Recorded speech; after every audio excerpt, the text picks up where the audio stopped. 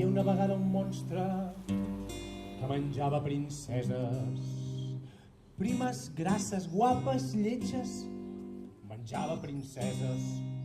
La romanalla és un gènere musical nou que va sorgir de barrejar el que és la música popular de transmissió oral amb els contes també populars de transmissió oral. A l'unir-ho vaig crear com un nou gènere. On puc trobar una granota cesca? Digué el monstre esperançat. On puc trobar una granota cesca? Digué el monstre esperançat. La gesca surt la tercera... Seria com una òpera, no?, amb les seves àries i recitatius i els cors, doncs una mica funciona així.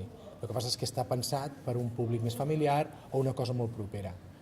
Això seria el gènere romanalla, i d'aquí sorgeix el cantallaire.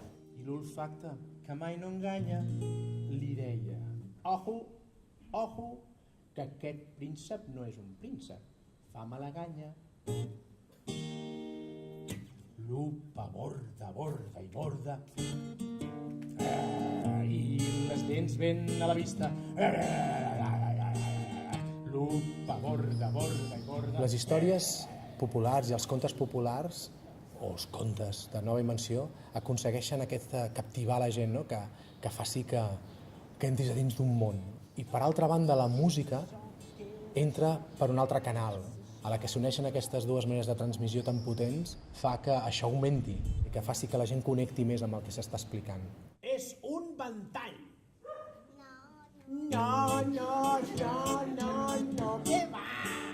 No és això, què ha de ser això? No és això, sí, un ventall.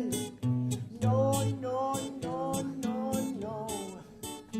No és això, no és això. I una de les coses més importants per mi és poder crear molta intimitat, crear aquest ambient de comunicació directa, que ens veiem les cares, que ens veiem els ulls, que inclús ens veiem el moviment espontani del que s'està dient, no? Aquesta intimitat és màgia pura, és el més bonic. I vet aquí un gos, i vet aquí una granota xesca, que aquí s'acaba la gresca.